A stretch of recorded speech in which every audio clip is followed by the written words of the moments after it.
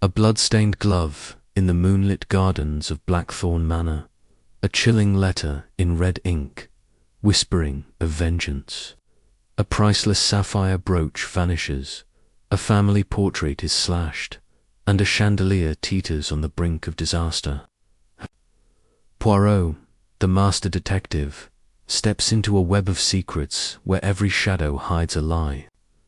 Who is the stranger stalking the Blackthorns? Why does Clara whisper in the dead of night? And what drove Edgar to stage his own attack? As threats escalate and a deadly vendetta unfolds, Poirot faces his greatest challenge, a mistake that nearly costs a family everything. Can he unravel the truth before the past buries them all? Chapter 1. The Invitation to Blackthorn Manor. The rain fell in a persistent drizzle over London, cloaking the city in a grey veil that seemed to hush even the clatter of hansoms and motor cars. Hercule Poirot sat in his impeccably ordered flat at Whitehaven Mansions, a cup of tisane steaming delicately on the table before him. His small, precise hands adjusted the angle of a silver letter opener, aligning it perfectly with the edge of his mahogany desk. The symmetry pleased him, as did the quiet of the afternoon, broken only by the soft patter of rain against the window panes. Yet, as was often the case with Poirot, tranquillity was but a prelude to intrigue. A sharp rap at the door stirred him from his reverie. "Intress," he called, his voice crisp yet tinged with the musical cadence of his Belgian heritage. George, his loyal valet, entered, bearing a silver tray with a single envelope. The paper was thick, cream-coloured, and embossed with a cresta, thorny vine encircling a black rose. Poirot's eyebrows arched slightly, a silent acknowledgement of the envelope's elegance. "From Devonshire, sir," George said, his tone as measured as the ticking of the mantel clock. "Delivered by special courier not 10 minutes ago." Poirot took the envelope, noting the weight of the paper and the faint scent of lavender that clung to it. With a deft flick of the letter opener, he slit it open and extracted a single sheet, written in an elegant, if slightly tremulous, hand. His grey eyes scanned the words, and a faint smile curved his moustache. "Dear Monsieur Poirot, your reputation as a detective of unparalleled acumen precedes you. I write to implore your assistance in a matter most urgent and delicate.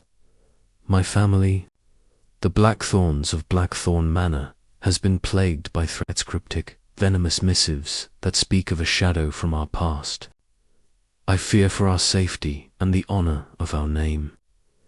I beseech you to come to Devonshire at your earliest convenience. Your discretion and genius are our only hope.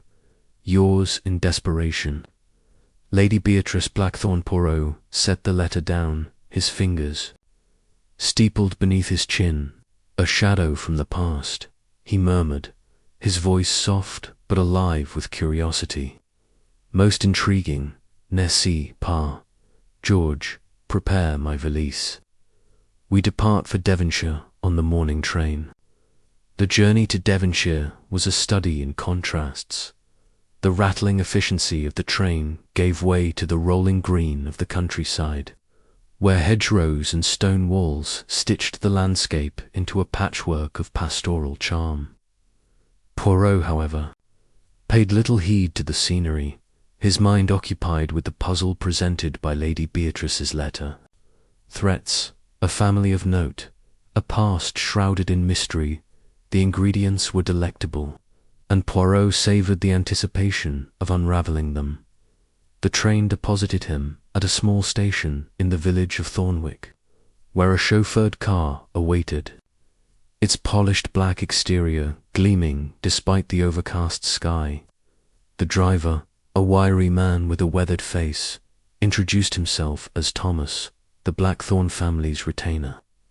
His eyes darted nervously as he took Poirot's valise, and his hands trembled slightly as he opened the car door. You're the detective, then?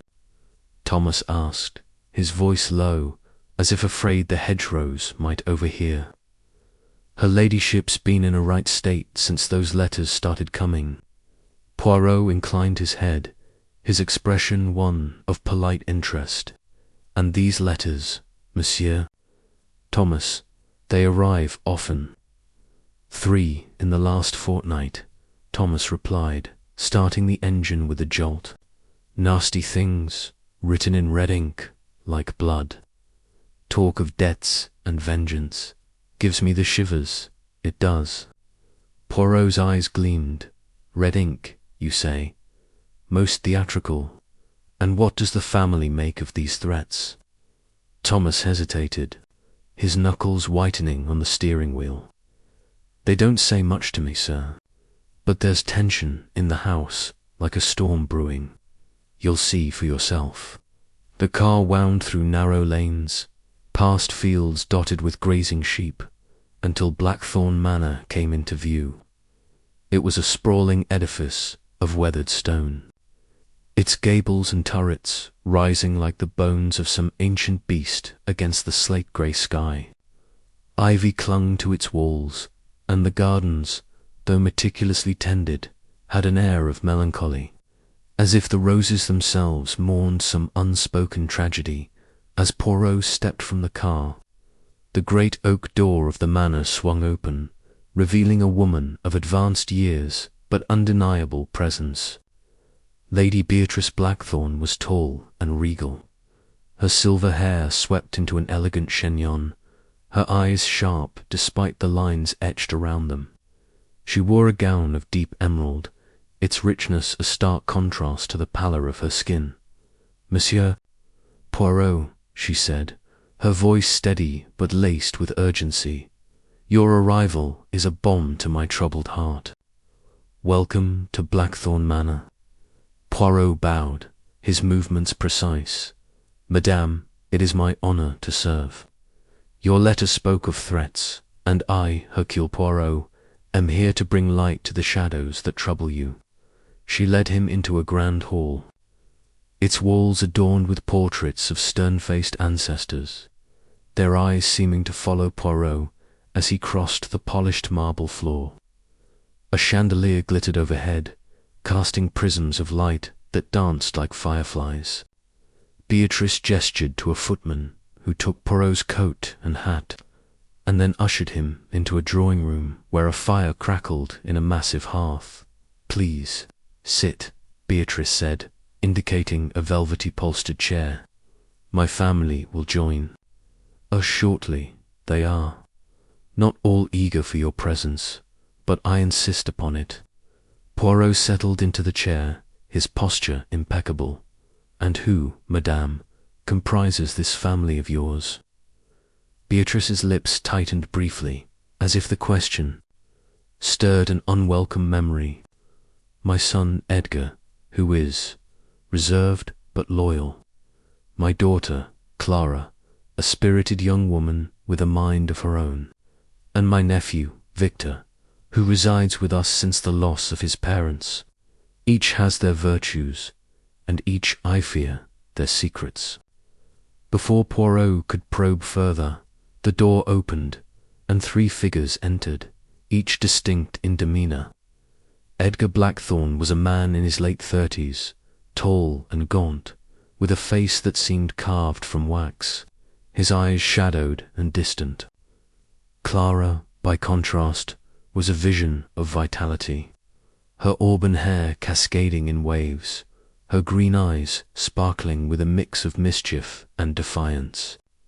Victor, the nephew, was slight, with sharp features and a restless energy, his fingers fidgeting with a gold pocket watch. Monsieur Poirot, Beatrice said, rising, allow me to introduce Edgar, Clara, and Victor. Poirot stood, offering a courteous nod. Enchant. I am here to assist in a matter most delicate. I trust you will all aid me in this endeavour. Edgar's response was a curt nod, his lips pressed into a thin line. Clara offered a smile that did not reach her eyes, while Victor's gaze flicked to Beatrice, then back to Poirot, assessing him like a card player sizing up an opponent. "Mother insists you're necessary," Clara said, her voice light but edged with skepticism. "Though I can't imagine what a London detective knows of our little troubles." Poirot's smile was serene. "Mademoiselle, the troubles of the heart and the secrets of the past are the same in London as in Devonshire. It is the method of Hercule Poirot to uncover them, no matter the setting." Victor snorted softly, pocketing his watch.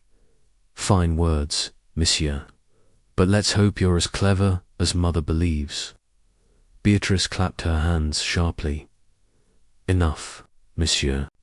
Poirot is our guest, and we will treat him as such. Now, let us dine. We can discuss this matter further over supper." The dining room was a study in opulence, its long mahogany table set with silver and crystal that gleamed under the candlelight. The meal was exquisite: pheasant, creamed potatoes, and a claret that Poirot pronounced formidable, but the atmosphere was taut, like a violin string stretched breaking. Edgar ate in silence, his fork moving with mechanical precision. Clara chattered about the latest London fashions, her laughter bright but brittle. Victor, meanwhile, watched the others with a predator's patience, his comments sparse but pointed. "You must find our home quite grand, Monsieur Poirot," Clara said, swirling her wine, "though it's dreadfully dull compared to your city adventures." Poirot dabbed his lips with a napkin.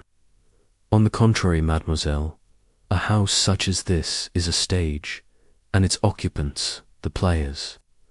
I sense a drama unfolding, one I am eager to understand." Edgar's fork paused midair. "Drama? You mean mother's obsession with those ridiculous letters?" Beatrice's hand tightened on her glass. "They are not ridiculous, Edgar. They threaten our very lives." Victor leaned forward, his eyes glinting. "Show him, Aunt Beatrice. Let's see what the great detective makes of them." Beatrice hesitated, then nodded to the butler, who retrieved a small lacquered box from a sideboard. Inside were 3 envelopes, each sealed with a black wax stamp bearing the same thorny crest as Poirot's invitation. Beatrice handed them to Poirot, who opened the first with care. The message was written in red ink, the letters jagged and deliberate. "The sins of the father will drown the sons. Pay the debt, or blood will flow." The second and third letters were variations on the theme, each more menacing, promising retribution for betrayals long buried. Poirot's expression remained impassive, but his mind raced, cataloguing the words, the ink, the emotion behind them. "Most curious," he said, folding the letters. "The choice of red ink suggests passion, perhaps anger, and the reference to a debt financial, or something more personal." Beatrice's voice trembled. "I cannot say, monsieur. My late husband, Sir Reginald, had many dealings, some less savoury than others. But these letters began only recently, after years of peace." Edgar pushed his plate away. "It's nonsense. Probably some village prankster with too much time." Clara's laugh was sharp. "Oh, Edgar, don't be naive. Someone wants to scare us, and they're doing a fine job." Victor's smile was thin, or perhaps they want something more tangible. "The Blackthorn fortune isn't what it was, but it's still tempting." Poirot's eyes flicked between them, noting the undercurrents of resentment and fear. "Rest assured, Mies Amos, I shall uncover the truth. But for now, let us enjoy this excellent claret and retire with clear minds." The meal concluded, and Poirot was shown to a guest room overlooking the manor's gardens. The space was luxurious, with a four-poster bed and heavy damask curtains. But Poirot's attention was drawn to the window. The gardens below were a maze of hedges and rose-beds, their shadows shifting in the moonlight. He stood there, his silhouette small but commanding, when a flicker of movement caught his eye. A figure moved through the garden, pausing near a stone fountain. Poirot's breath caught as the figure bent down, retrieving something from the base of a rosebush. The moonlight glinted off an object, a glove, stained dark with what appeared to be blood. The figure slipped it into a pocket and vanished into the shadows. Poirot's heart quickened, not with fear, but with the thrill of the chase. "Mon Dieu," he whispered, "the game begins." He turned from the window, his mind already weaving a tapestry of possibilities. The glove was a clue, tangible and tantalizing, but its meaning remained elusive. Was it a warning, a mistake, or a deliberate plant? And who was the figure servant, family or stranger? He sat at the room's small desk, his notebook open, and began to jot down his observations. The letters, the family's tensions, the glove. Each was a thread, and Poirot knew that with patience his little grey cells would weave them into a pattern. For now he was content, the first act of the drama complete, the stage set for the mysteries to come. As he prepared for bed, adjusting his nightcap with precision, Poirot allowed himself a small smile. Blackthorn Manor was no mere house, it was a puzzle, and Hercule Poirot was its master solver. The night was still, save for the distant hoot of an owl, and Poirot drifted into sleep, dreaming of shadows and secrets waiting to be unveiled. Chapter 2. The Whispered Confession. The morning sun pierced the mist that clung to Blackthorn Manor, casting golden rays across the dew-laden gardens. Hercule Poirot stood at his window, his eyes tracing the paths where the mysterious figure had vanished the previous night. The blood-stained glove lingered in his mind, a vivid splash of crimson against the orderly canvas of his thoughts. He adjusted his tie, a pristine silk affair, with a subtle paisley pattern, and prepared to descend into the heart of the Blackthorn family's secrets. Breakfast was served in a sunlit conservatory, its glass walls framing the estate's sprawling lawns. The table was laden with porcelain dishes, silver urns of coffee, and platters of scones and kippers. Yet the atmosphere was far from convivial. Lady Beatrice presided at the head, her posture regal but her eyes shadowed with unease. Edgar slouched over his plate, picking at a slice of toast with the enthusiasm of a man awaiting execution. Clara, radiant in a cream-coloured dress, chatted brightly about the weather, her voice a deliberate counterpoint to the tension. Victor was absent, a fact that did not escape Poirot's notice. "Monsieur Victor, he does not join us?" Poirot inquired, spreading a precise layer of marmalade on his scone. Beatrice's lips tightened. "Victor keeps irregular hours, Monsieur Poirot. He often takes breakfast in his room or elsewhere." Clara's smile was sharp as a blade, probably off charming the village girls or losing at cards again. "Victor's talents lie in distraction, not discipline." Edgar snorted, the first sound he'd made since sitting down. "You're one to talk, Clara, always flitting about like a butterfly with no purpose." Clara's eyes flashed, but before she could retort, Beatrice raised a hand. "Enough. Monsieur Poirot is here to help us, not to witness our squabbles. Let us focus on the matter at hand." Poirot inclined his head, his expression serene. "Merci, madame. I would like to begin with a private audience with you, if I may. The letters you showed me last night, they are but the surface of the mystery, n'est-ce?" Beatrice nodded, her fingers twisting the emerald ring on her left hand. Very well, we shall speak in my study. The study was a sanctuary of dark wood and leather-bound books, its air heavy with the scent of old paper and beeswax polish. A portrait of Sir Reginald Blackthorne, Beatrice's late husband, dominated one Wallace-stern man with a hawkish nose and eyes that seemed to judge the room. Beatrice settled behind a carved desk, gesturing for Poirot to take a seat opposite. You mentioned a shadow from the past, Madame Poirot began, his voice soft but probing. I sense this shadow is not merely a figure of speech. Tell me, what history haunts Blackthorne Manor? Beatrice's gaze drifted to the portrait, her expression softening with a mix of grief and resolve. My husband, Reginald, was a man of ambition. He built the Blackthorne fortune through trade spices, textiles, investments in the colonies. But not all his dealings were honourable. 30 years ago, he entered a partnership with a man named Jacques Moreau, a Frenchman with a knack for finance. They prospered together until Reginald discovered Moreau had been siphoning funds for personal ventures.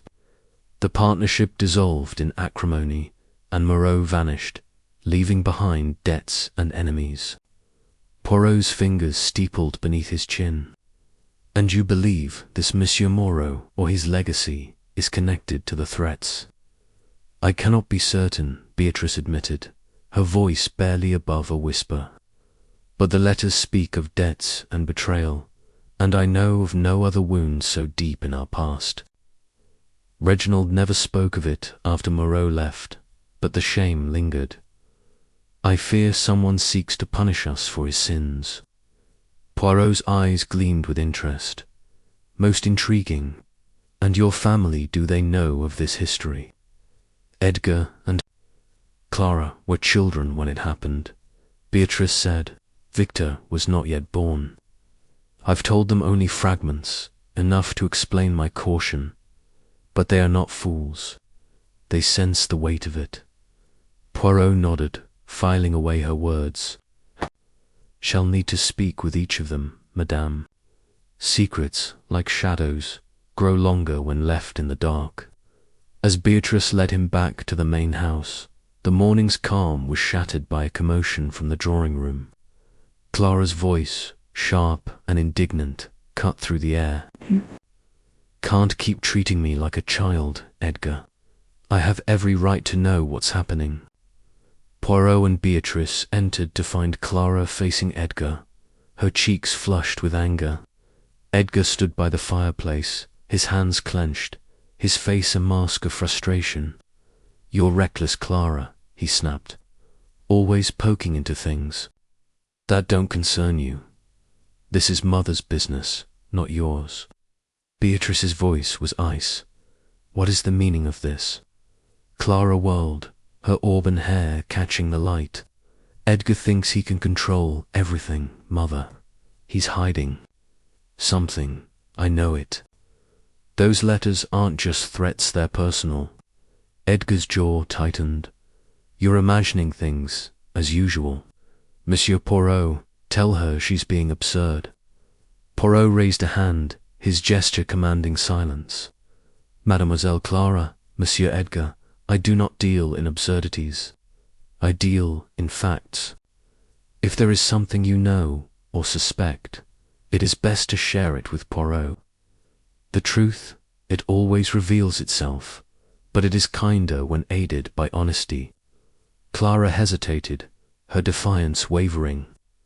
I just want to help, Monsieur Poirot. I don't trust Edgar's secrecy or Victor's absence. Something's wrong here, and I won't be kept in the dark. Edgar turned away, staring into the fire. Do as you please, Clara. You always do. Beatrice sighed, a sound of weary resignation. Monsieur Poirot, I trust you'll handle this discreetly. I must attend to estate matters, but I am at your disposal. As she left, Poirot turned to Clara. Mademoiselle, a walk in the gardens, perhaps. Fresh air clears the mind, and I would hear your thoughts." Clara agreed, and they stepped into the crisp morning, the gravel paths crunching underfoot. The gardens were a labyrinth of box hedges and blooming roses, their scent mingling with the damp earth. Clara's pace was brisk, her hands clasped tightly behind her back. "You must think us a dreadful lot," she said, her tone lighter but still guarded. "All this bickering and suspicion." Poirot smiled, his moustache twitching. "Mademoiselle, a family without discord is like a meal without spice, possible, but unlikely. Tell me, what troubles you about your brother and cousin?" Clara glanced at him, assessing. "Edgar's always been distant. He buries himself in his books and his accounts, but lately he's been jumpy, like he's waiting for something to go wrong. And Victor, he's charming, but slippery. He's in debt, you know. Gambling, mostly. I think he'd do anything to get his hands on the family money." Poirot's eyes narrowed. "And you, mademoiselle, what do you seek in this affair?" She stopped, her gaze fixed on a distant fountain. "I want the truth, Monsieur Poirot. I want to know why someone hates us enough to write those letters, and I want to protect Mother. She's stronger than she looks, but this is breaking her." Poirot nodded, impressed by her candor. "Your loyalty is admirable. Tell me, have you seen anything unusual? Perhaps a stranger or an item out of place?" Clara hesitated, then shook her head. "Nothing specific, just a feeling. Like we're being watched." Their walk concluded at the manor's entrance, and Clara excused herself to attend to correspondence. Poirot lingered in the hall, his mind cataloguing the morning's revelations. Beatrice's tale of betrayal, Edgar's reticence, Clara's suspicions, Victor's absence. Each was a piece of the puzzle, but the picture remained elusive as evening approached. Poirot resolved to explore the manor further. The house was a warren of corridors and hidden alcoves, its history etched in creaking floorboards and faded tapestries. He was ascending a staircase when a faint sound stopped him, a murmur, low and urgent, from the library below. He descended silently, his patent leather shoes making no sound on the carpet. Peering through a crack in the library door, he saw Clara, her silhouette framed by the glow of a single lamp. She was speaking to someone in the shadows, her voice a hushed whisper. "You mustn't tell anyone," she said, her tone pleading. "If they find out, it'll ruin everything." The reply was too soft for Poirot to discern, but the voice was male, its cadence clipped and precise. Before Poirot could move closer, the lamp flickered out, and the room fell silent. He waited, his breath steady, but no further sound came. The mysterious interlocutor had slipped away, leaving only questions in their wake. Poirot retreated to his room, his notebook open once more. He wrote, Clara's secret shared with whom? A lover, a conspirator, or the author of the threats? The blood-stained glove from the previous night gnawed at him, its significance still unclear. Was it connected to Clara's whispered confession, or was it a separate thread in this tangled web? As he closed his notebook, Poirot felt a quiet satisfaction. The day had yielded clues: Beatrice's past, the family's discord, hidden conversation.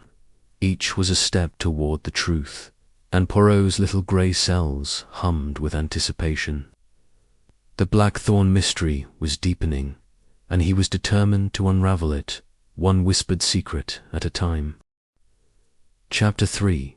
The vanishing heirloom. The dawn broke over Blackthorn Manor with a delicate flush of pink, the light filtering through the conservatory's glass panes and casting a warm glow on the breakfast table. Hercule Poirot, immaculate in a charcoal suit and a tie of soft lavender, sipped his coffee, his eyes scanning the room with the precision of a watchmaker. The Blackthorne family was present, save for Victor, whose absence was becoming a pattern Poirot noted with interest. Lady Beatrice, her face pale but composed, presided over the meal, while Edgar stared into his porridge as if it held the secrets of the universe.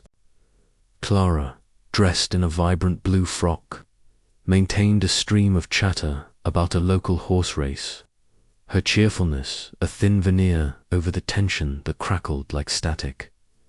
Poirot's thoughts lingered on the previous night's discovery, whispered conversation in the library.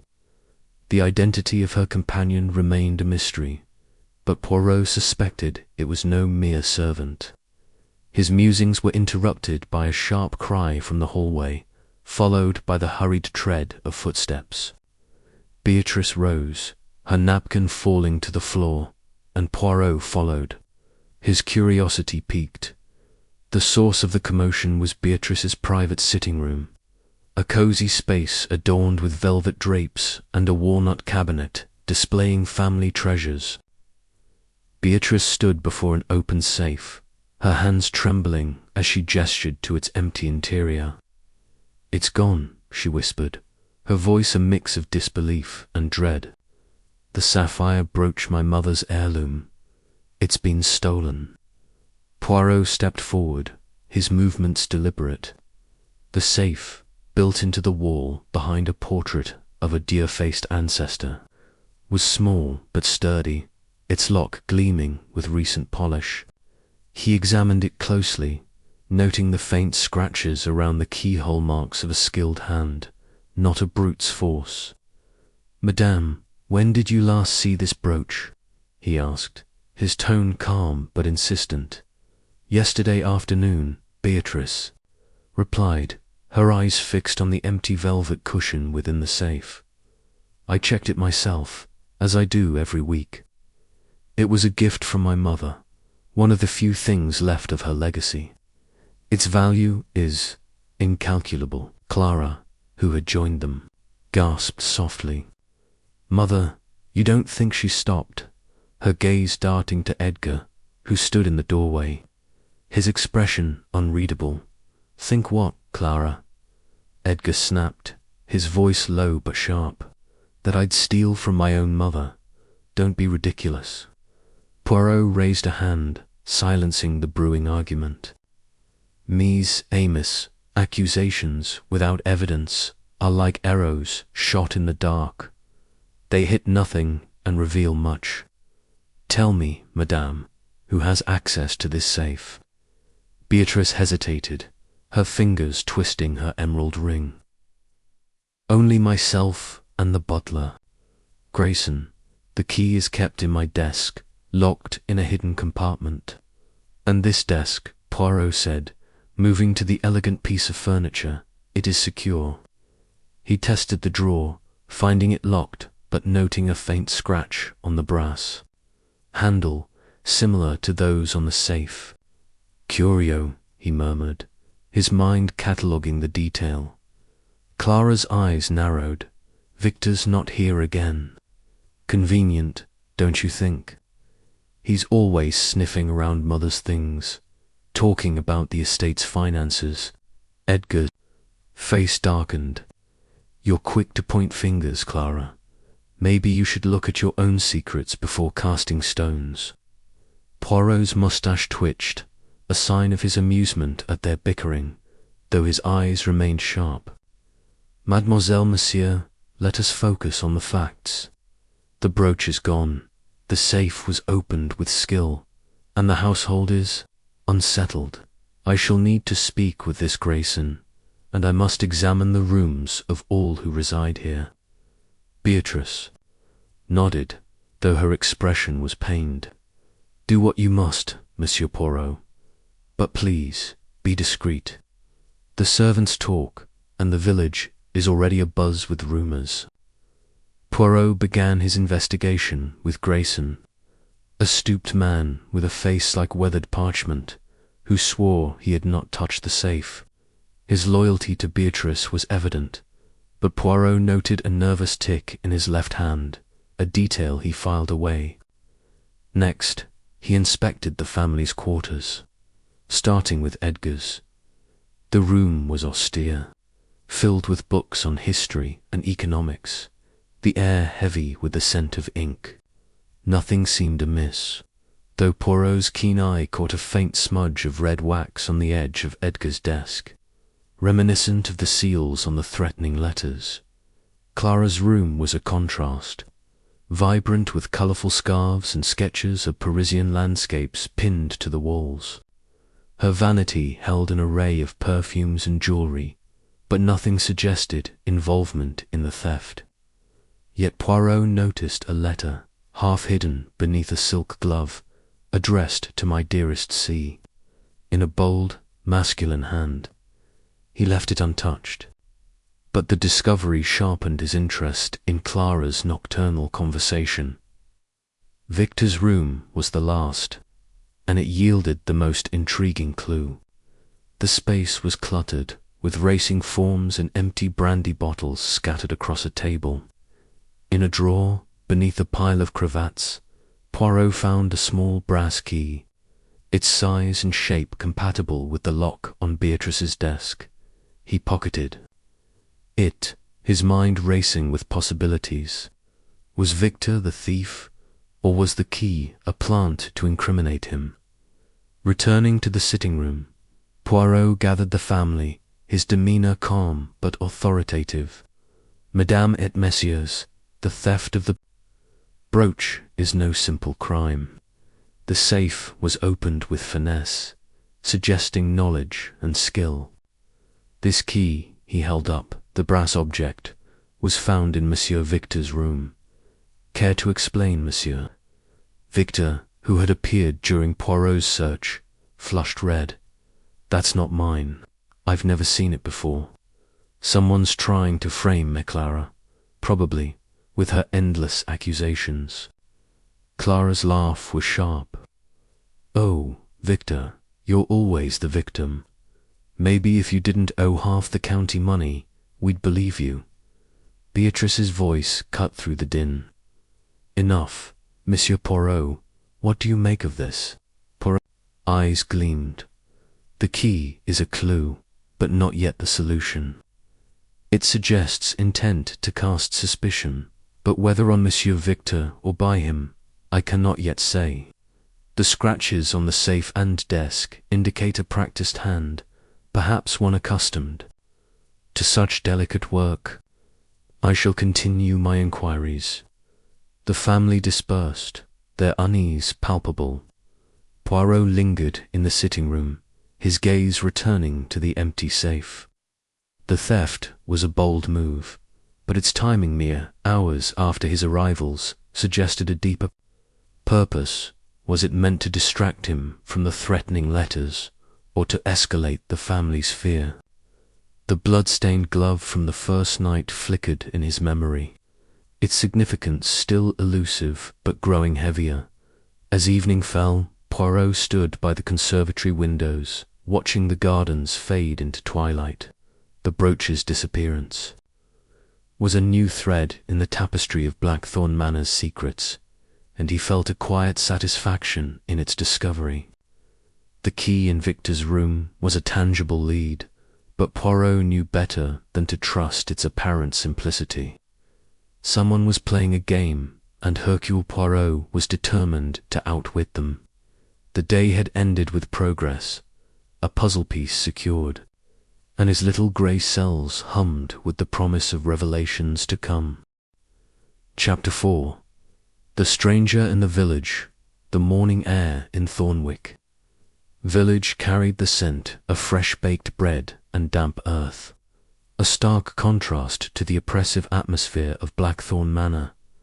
Hercule Poirot, clad in a meticulously tailored overcoat and a felt hat tilted at a precise angle, stepped from the chauffeured car onto the cobbled street. His polished shoes clicked against the stones as he surveyed the quaint village. A cluster of whitewashed cottages, a stone church with a leaning steeple, and a bustling inn called the Thorned Crown, the theft of the sapphire brooch and the cryptic letters weighed on his mind, but today's mission was to unearth the external threads of this mystery specifically. The shadow from the past Lady Beatrice had mentioned Poirot's decision to visit the village was spurred by a need to understand the Blackthorn's place in the local tapestry. The threatening letters, written in blood-red ink, hinted at a grudge rooted in history, and the blood-stained glove in the garden suggested an outsider's presence. With the brass key from Victor's room tucked safely in his pocket, Poirot sought answers beyond the manor's walls. The Thorned Crown was a low-beamed establishment, its interior warmed by a crackling fire and the hum of local gossip. The innkeeper, a stout woman with rosy cheeks and a nonsense air, introduced herself as Mrs. Agnes Whitlock. Her eyes widened at Poirot's introduction, his reputation evidently preceding him even in this remote corner of Devonshire. "Monsieur Poirot, what brings a gentleman like you to she asked, wiping her hands on a flour-dusted apron. "Not often we see such a dapper sort in these parts." Poirot's moustache twitched with a smile. "Madame Whitlock, I am here on a matter of delicacy, assisting Lady Blackthorn. Tell me, have you noticed any strangers in the village recently perhaps? Someone inquiring about the Blackthorn family?" Agnes's brow furrowed, and she leaned closer, her voice dropping to a conspiratorial whisper. "As it happens, there was a fellow here not 3 days ago, odd sort, kept to himself, spoke with a queer accent, French I'd wager, though I'm no scholar. He was asking about the manor, wanting to know who lived there and what they were about. Paid for his ale with a shiny sovereign, too, which isn't common round here." Poirot's grey eyes gleamed. "Most intriguing. Can you describe this man? Tall, thin as a rake, with a scar above his left eyebrow," Agnes replied, gesturing to her own face. "Wore a dark coat and a hat pulled low, like he didn't want to be noticed. Stayed one night, then vanished. Left a right mess in his room, papers and such scattered about." Poirot's fingers tapped lightly on the bar counter. "Papers, you say? Did you see their contents?" Agnes shook her head. "I don't pry, monsieur, but I kept one scrap he left behind, thought it might be important."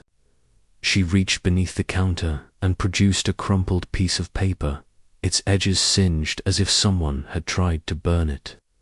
Poirot smoothed it out, revealing a sketch of Blackthorn Manor's facade, annotated with precise measurements of the windows and doors. In the corner, in a jagged hand, was a single word: "Vengeance, mon Dieu." Poirot murmured, folding the paper into his pocket. "This is most illuminating, Madame Whitlock. You have my gratitude." As he left the inn, Poirot's mind raced. The stranger's French accent and the mention of vengeance aligned with Beatrice's tale of Jacques Moreau, the disgraced business partner. Could this be Moreau himself, or perhaps an agent acting on his behalf? The sketch suggested surveillance, a prelude to something more sinister than theft. Poirot's next stop was the village post office, a cramped building manned by a bespectacled clerk named Mr. Percival. The man's nervous demeanour suggested he was unaccustomed to visitors of Poirot's calibre. I don't know much, sir," Percival stammered, when questioned about unusual mail to the manor. "But there was a letter posted last week, addressed to Lady Blackthorn. No return address, and the postmark was smudged. I thought it odd, with that red ink seeping through the envelope." Poirot's interest sharpened. "And did you see who posted it?" "No, sir. It was left in the night box." Could have been anyone. Thanking Percival, Poirot stepped back into the street, his thoughts a whirl of connections. The stranger, the letters, the schedule pointed to a calculated effort to unsettle the Blackthorns. He resolved to return to the manor and confront Victor, whose absence and the key in his room cast a lengthening shadow of suspicion. The drive back was silent, save for Thomas's occasional cough. The chauffeur's earlier nervousness seemed subdued, replaced by a quiet resignation. "Find what you needed in the village, sir?" he asked as they neared the manor. "Perhaps, Monsieur Thomas," Poirot replied, his tone enigmatic. "The truth, it is like a fine wine, it reveals itself slowly, but with great reward." Back at Blackthorn Manor, the atmosphere was taut. Beatrice greeted Poirot in the hall, her face etched with new worry. "Monsieur Poirot, another letter arrived while you were gone. It was slipped under the front door." She handed him an envelope, its black wax seal intact, the familiar thorny crest pressed into it. Poirot opened it with care, revealing a message. In the same red ink, "The truth will bury you. Leave the past, or the future bleeds." The words were chilling, their tone more direct than the previous threats. "Most audacious," Poirot said, his voice steady. "To deliver this in daylight suggests our adversary grows bold. Madame, I must ask, has anyone left the manor today?" Beatrice shook her head. "Only you and Thomas.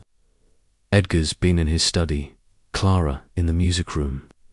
Victor, I haven't seen him since last night." Poirot's eyes narrowed. Victor's absence, coupled with the stranger's presence in the village, was too coincidental to ignore. He excused himself, determined to search the grounds for further clues. The gardens, with their labyrinthine hedges, beckoned once more. As he walked the gravel paths, his eyes scanned for signs of disturbance.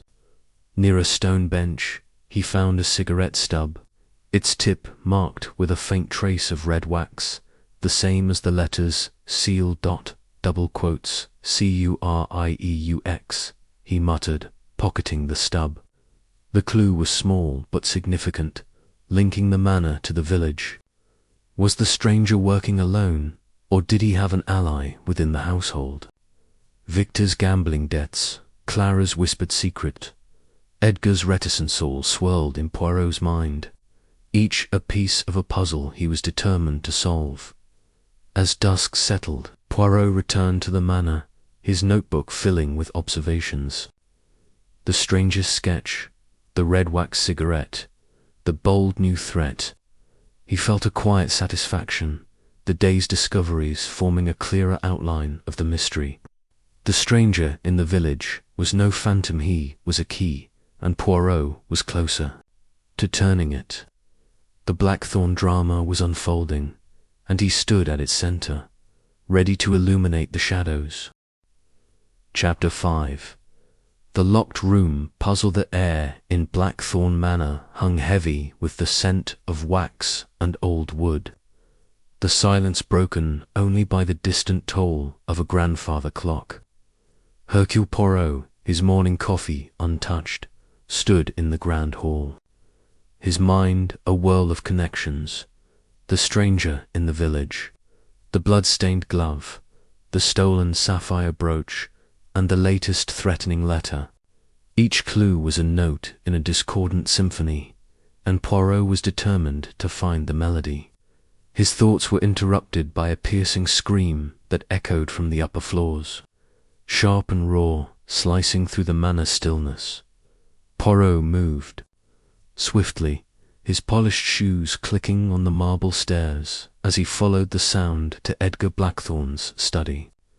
The door was ajar, revealing a scene of chaos.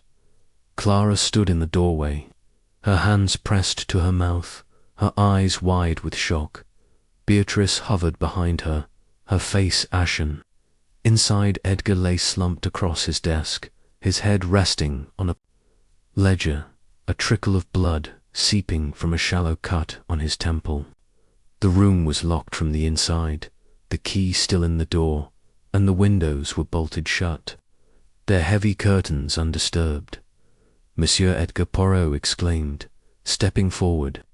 He checked Edgar's pulse steady, if we canned noted. The man's shallow breathing. "He lives, madame," he said to Beatrice, who sagged with relief. "But we must act quickly. Fetch a doctor, s'il vous plaît." Clara, regaining her composure, darted from the room to summon help. Poirot turned his attention to the study, a Spartan space lined with bookshelves and dominated by a heavy oak desk. The air smelled faintly of ink and leather, but a sharper odor, metallic, like blood, caught his notice. On the desk, beside Edgar's limp hand, was a curious detail, a symbol carved into the wood. A jagged circle bisected by a diagonal line, etched with a knife that lay nearby, its blade stained. "Red mon Dieu," Poirot murmured, his grey eyes scanning the scene. A locked room, a wounded man, and a symbol of unknown meaning. This is no accident. Beatrice, her voice trembling, clutched her shawl. Who could have done this, Monsieur Poirot? The door was locked, the windows secured. Edgar was alone. Moustache twitched as he examined the lock. It was intact, with no signs of tampering, unlike the scratches on Beatrice's safe. The key, still in the door, was cold to the touch, suggesting it had not been handled recently. He moved to the windows, confirming their bolts were rusted in place, impossible to open without force. The room was a sealed box, yet Edgar had been attacked. As Clara returned with Thomas, who had telephoned for a doctor, Poirot began his inquiries. "Mademoiselle Clara, when did you last see your brother?" Clara's hands twisted together, her blue dress rumpled from her haste. "This morning, after breakfast. He said he was working on the estate accounts. He's been in here all day, as far as I know." "And you, madame?" Poirot turned to Beatrice. "I saw him at luncheon," Beatrice replied. "He seemed distracted, but that's not unusual for Edgar. He's always buried in his work." Poirot nodded, his gaze returning to the carved symbol. It was crude, yet deliberate, suggesting intent rather than impulse. He lifted the knife carefully, noting, "It's waiter letter opener, not a weapon, but sharp enough to draw blood." The cut on Edgar's temple was superficial, more dramatic than dangerous, and Poirot's suspicion deepened. The doctor, a brisk man named Dr. Harrow, arrived within the hour, pronouncing Edgar concussed but stable. "He'll recover," Harrow said, bandaging the wound. "Likely a blow to the head, though the cut suggests a secondary injury. He should wake soon." As Edgar was moved to his room, Poirot remained in the study, his mind dissecting the puzzle. A locked room implied no external intruder, yet the attack was real. He examined the desk, finding a spilled inkpot and a crumpled ledger page, its numbers smudged but legible.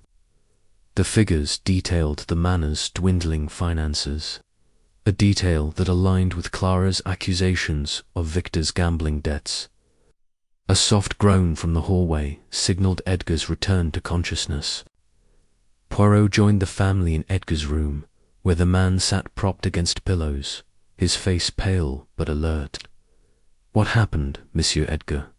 Poirot asked, his tone gentle but firm. "The truth, if you please." Edgar's eyes darted, to Beatrice, then to Clara, before settling on Poirot. I don't remember much. I was working, then I felt a sharp pain, and everything went dark." Poirot's gaze sharpened. "And this symbol on your desk, did you carve it?" Edgar hesitated, his fingers gripping the bedspread. No, I don't think so. It wasn't there this morning. Clara's voice was sharp. You're lying, Edgar. You've been acting strange for days, locking yourself away. What are you hiding? Beatrice's hand shot out, silencing her daughter. Clara, enough. Let Monsieur Poirot do his work. Poirot's smile was serene, but his mind was anything but. He had noticed a detail during his examination, a faint bruise on Edgar's knuckles, as if he had struck something or someone before his injury. The locked door, the untouched windows, and Edgar's evasive answers pointed to a singular conclusion. Monsieur Edgar, Poirot said, his voice low, I believe you staged this attack. The bruise on your hand, the superficial nature of your wound, the knife conveniently left beside you, it suggests a performance, not a crime. You wished to deflect suspicion, perhaps from yourself, or to create a distraction. Am I correct? The room fell silent, the weight of Poirot's words settling like dust. Edgar's face flushed, then paled. You're wrong, he muttered, but his voice lacked conviction. I was attacked. I swear it. Clara's eyes widened. Edgar, why would you do this? To scare us, to make us think you're a victim. Beatrice's voice was a whisper. Edgar, tell me this isn't true. Edgar's shoulders slumped, and after a long pause, he spoke. I wanted to protect us. The letters, the theft, they're tearing us apart. I thought if I could make it seem like I was in danger, you'd all stop fighting and focus on the real threat. Poirot's expression softened, though his eyes remained piercing. A noble intent, monsieur, but a dangerous method. Your deception has muddied the waters, and the truth requires clarity. What do you fear so greatly that you resort to such theatrics? Edgar shook his head, his lips pressed tight. I can't say, not yet. Poirot did not press further, sensing the man's fear was genuine, if misdirected. He excused himself, leaving the family to their strained reconciliation. In the hallway, he paused, his notebook open, jotting down the day's findings, the locked room, the carved symbol, Edgar's ruse. The symbol intrigued him. Most it was not random, but its meaning eluded him. A puzzle within a puzzle. As night fell, Poirot stood by his window, the gardens below shrouded in darkness. Edgar's staged attack was a misstep, but it revealed the depth of fear within the household. The stranger in the village, the stolen brooch, Clara's secret conversation, all were threads. And now Edgar's deception added a new layer. Poirot felt a quiet satisfaction. The day's drama resolved with the truth uncovered, yet the larger mystery loomed larger.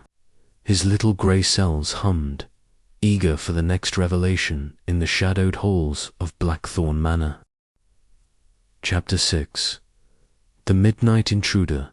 The moon hung low over Blackthorn Manor, its silver light casting long shadows across the gardens, where roses swayed like silent sentinels in the night breeze.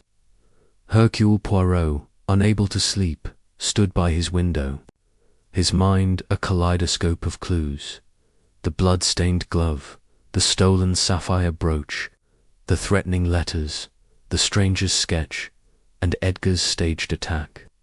Each was a fragment of a larger truth, and Poirot sensed the mystery was escalating. Edgar's deception had revealed fear, but not its source, and Poirot resolved to take matters into his own hands. The manor was silent, its occupants presumably asleep, but Poirot knew better than to trust the stillness. The events of the past days suggested a cunning adversary, one bold enough to slip letters under doors and steal from locked safes. He donned a dark dressing gown over his immaculate pajamas, his patent leather shoes replaced by soft slippers to muffle his steps. His plan was simple: to patrol the manor's lower floors, hoping to catch the culprit in the act. Descending the grand staircase, Poirot moved with the grace of a cat, his eyes adjusting to the dim glow of wall sconces. The air was cool, scented, with lavender and the faint tang of polish. He paused in the grand hall, listening for any sound, a creak, a whisper that might betray an intruder. The clock struck midnight, its chimes reverberating through the house, and as the final note faded, Poirot heard it, a soft scrape, like metal against wood. Coming from the library, he glided toward the sound, his heart steady but his senses alert. The library door was slightly ajar, a sliver of moonlight spilling through the gap. Peering inside, Poirot saw a cloaked figure crouched by the window, their hands working at the latch with a small tool. The figure's movements were precise, almost professional, and Poirot noted the glint of a thin blade, likely a lockpick. The window creaked open, and the figure paused, as if sensing a presence. Poirot stepped forward, his voice low but commanding. "Bonsoir, monsieur, or perhaps madame. You choose a curious hour for your visit." The figure whirled, their face obscured by a hood, and without a word, they bolted through the open window into the garden. Poirot, undeterred, gave chase, his slippers silent on the library's rug as he climbed through the window and landed lightly on the grass outside. The night air was sharp, the gardens a maze of shadows and hedges. The figure darted toward the rose beds, their cloak flapping like a raven's wings. Poirot pursued, his small frame surprisingly agile, his eyes tracking the figure's path. The intruder was fast, weaving through the garden with familiarity, but Poirot's determination was relentless. As they neared a stone fountain, the figure stumbled, their cloak catching on a thorny rosebush. A soft curse escaped them, male Poirot noted, with a hint of an accent he couldn't place in the heat of the chase. The figure tore free, leaving a scrap of fabric dangling on the thorns, and vanished into the fog that rolled in from the moors. Poirot stopped, his breath steady despite the exertion. He approached the rosebush, carefully extracting the torn fabrica, coarse wool, dyed a deep green, with a faint trace of lavender clinging to it. He tucked it into his pocket, his mind already connecting it to the blood-stained glove from his first night. The scent of lavender was no coincidence. It matched the perfume of the manor, suggesting the intruder had been inside before. Returning to the library, Poirot examined the window. The latch bore fresh scratches, similar to those on Beatrice's safe, confirming the intruder's skill. The room itself was undisturbed, save for a single book, a volume on Devonshire folklore lying open on a table, its pages marked with a ribbon. Poirot scanned the text, noting a passage about a local legend, a vengeful spirit tied to betrayal, symbolized by a thorny crest. The connection to the letter's seals was striking, but Poirot filed it away, wary of jumping to conclusions. Dawn was still hours away, but Poirot knew sleep was impossible. He returned to his room, lighting a small lamp to examine his findings. The green fabric was a clue, but its owner remained elusive.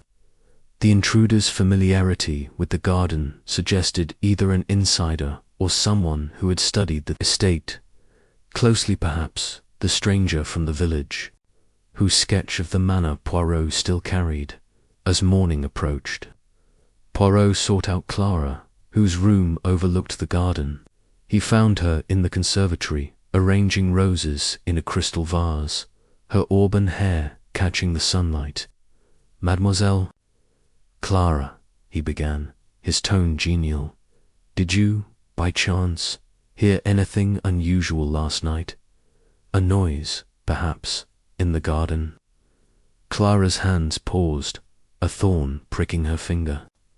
She winced, dabbing the blood with a handkerchief. Nothing, Monsieur Poirot. I slept soundly. Why do you ask?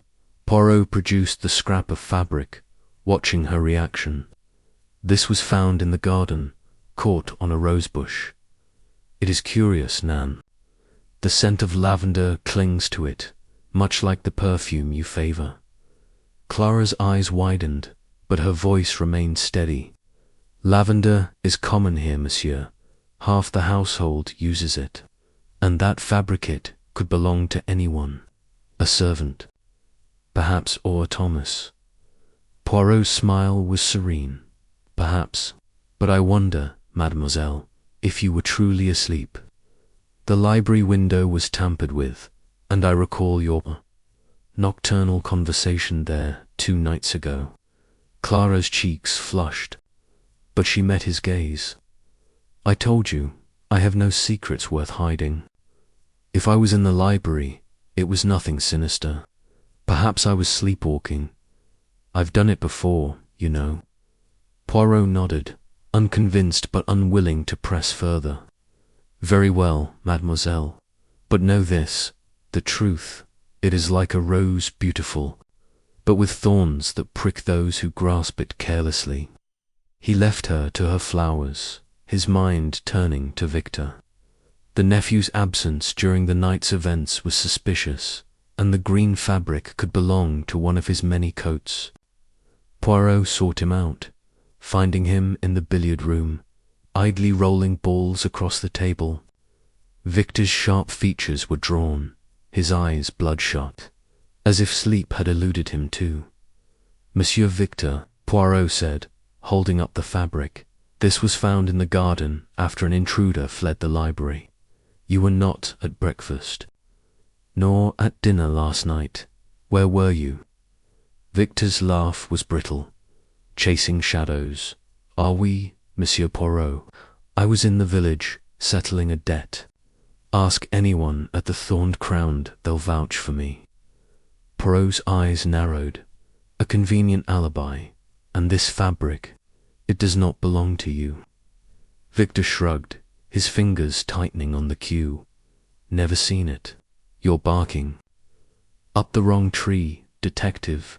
Poirot let the matter drop, sensing Victor's defensiveness masked fear. The day closed with Poirot in his room, his notebook open, the fabric and the folklore book added to his growing list of clues. The intruder's escape was a setback, but the chase had yielded evidence, and Clara's dubious explanation deepened. His suspicions? He felt a quiet satisfaction, the night's drama resolved with a tangible lead, yet the larger puzzle grew more intricate. The Blackthorn Manor mystery was a dance of shadows, and Poirot was determined to lead. Chapter 7. The Forgotten Diary. The morning light filtered through the tall windows of Blackthorn Manor, casting a soft glow on the polished floors and heavy drapes. Hercule Poirot, impeccably dressed in a dove-grey suit with a crimson pocket square, sat in the dining room, his tisane cooling as he reviewed his notebook. The midnight chase through the garden lingered in his mind, the cloaked intruder, the scrap of green fabric, the faint scent of lavender. These clues, alongside the blood-stained glove, the stolen brooch, the threatening letters, and Edgar's staged attack, formed a complex tapestry. Yet Poirot sensed a deeper thread, one tied to the Blackthorns' past, waiting to be unravelled. Breakfast was a subdued affair, the family's usual tensions muted by the weight of recent events. Lady Beatrice, her silver hair pinned tightly, picked at her fruit with a distracted air. Edgar, his temples still bandaged, avoided eye contact, his fork moving mechanically. Clara, in a pale yellow dress, maintained a forced cheer, commenting on the rose's bloom, while Victor, unusually present, sipped coffee and watched the others with a hawk's intensity. Poirot noted his presence. Suspecting the nephew's alibi at the Thorned Crown would need verification. Determined to probe deeper into the manor's secrets, Poirot requested permission to explore the library more thoroughly. "Madame," he said to Beatrice, "the library, it is the heart of a house, Nan. It holds not only books, but memories. I wish to examine it further." Beatrice nodded, her eyes weary. "Of course, Monsieur Poirot. The library was Reginald's sanctuary. You may find something of use there." The library was a cavernous room, its shelves laden with leather-bound volumes and the air thick with the scent of aged paper. Sunlight streamed through stained glass windows, casting kaleidoscopic patterns on the oak floor.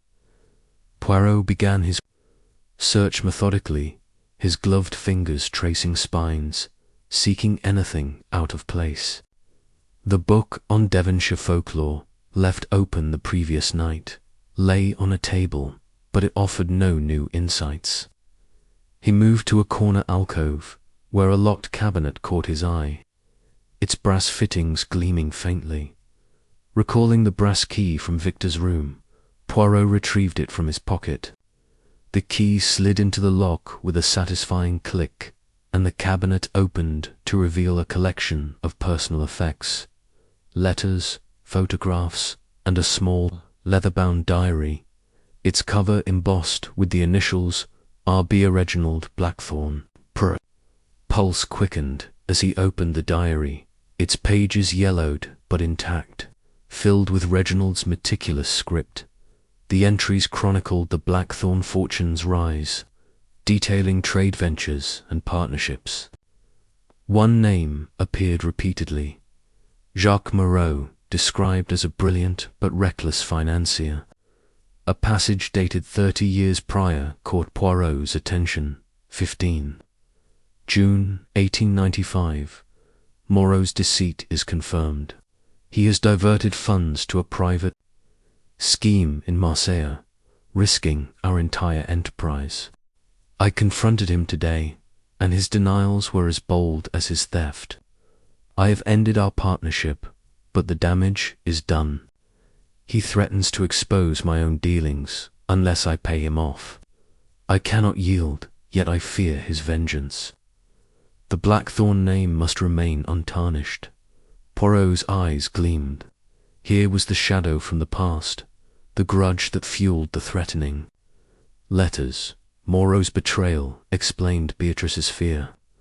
But the diary hinted at Reginald's own dealings, suggested secrets yet to be uncovered. Further entries described Moreau's disappearance, leaving debts and a tarnished reputation, but no mention of a resolution. As Poirot closed the diary, a faint noise, a rustle of fabric came from behind a bookshelf. He moved silently, peering through a gap to see Clara, her back to him, rifling through a drawer in a side table. She extracted a small photograph, her expression one of furtive guilt, and slipped it into her sleeve before leaving the room. Poirot waited, then examined the drawer. It held only mundane items, sealing wax, a magnifying glass, but the photograph's removal intrigued him.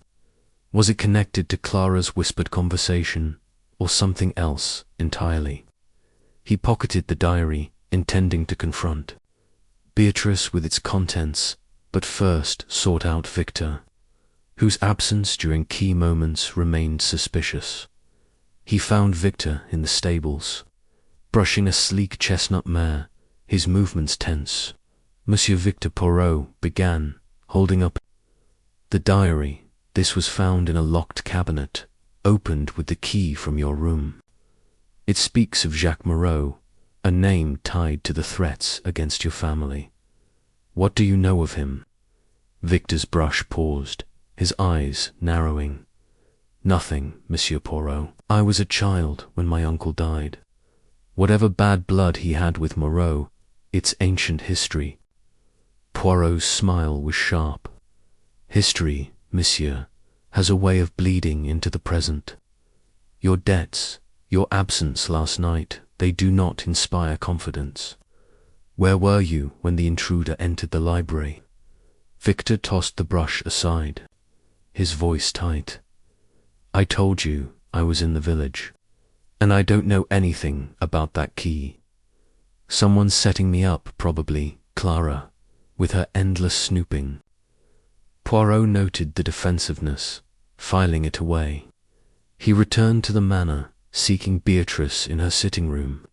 She sat by the fire, her hands folded, the strain of the past days etched into her face.